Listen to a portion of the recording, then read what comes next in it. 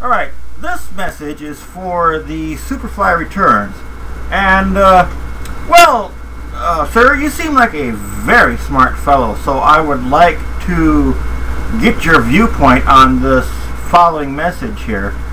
And, I've heard you talking about the Bible and how you've come to new realizations about the Bible.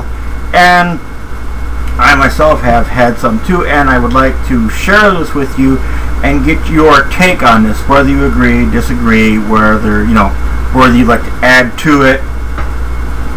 And that is the Bible and the wheel have very similar beginnings. I mean, take a look at the Bible, take a look at the very first wheel. The very first wheel was made by primitive people, so was the Bible. Their understanding was basic. And then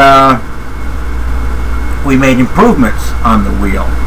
We made drastic improvements over the centuries to where our wheel is now mechanical.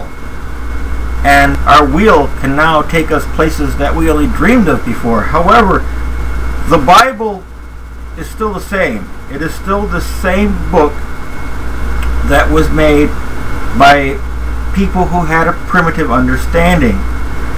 And it's not that I have a problem with the Bible. I have no problem with the Bible so long as you take it into context as for what it is. It's a reference. Now, what I have issues with is that the church, and when I say the church, I mean the people that are always making the decisions, that don't like the Harry Potter movies, always bashing the gays. When I say the church, I mean those people in the church.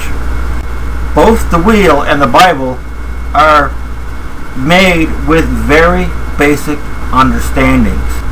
The book of Genesis by itself, we didn't know what really happened.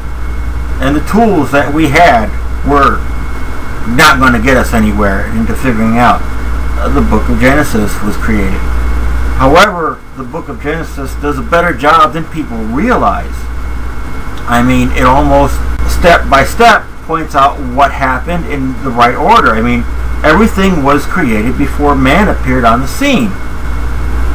Well, that both evolution and Genesis both state that.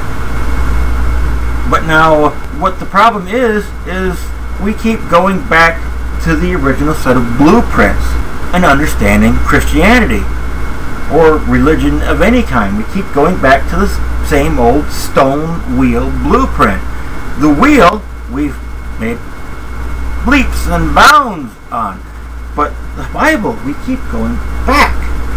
We keep going backwards. It's like we could even update this to the Model T. The Chilton's repair manual for the Model T. I mean, it could never cover a modern 21st century vehicle. But there are things about the Model T and the stone wheel that we have to remember when making the new model.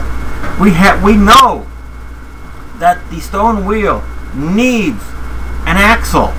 It needs to be round. It needs to be made of a substance that is going to endure. These are the things that we need to realize in the Bible and then carry them into the upgrade. We cannot stop making wheels that are round. We cannot stop making wheels without axles. We cannot stop making wheels that do not endure. The Model T has a gasoline-powered engine. It has pistons. It has valves. It has a way to get the gas and air into those. It has a radiator. All these same basic concepts are in the modern-day vehicle. They look nothing alike each other, but we have to focus on the similarities of these two. The Bible is no different. The Bible was written by primitive people with primitive understandings, but they have a few key concepts that we just cannot throw away. We have to figure out what those key concepts are and carry them into the upgrade of our spiritualism.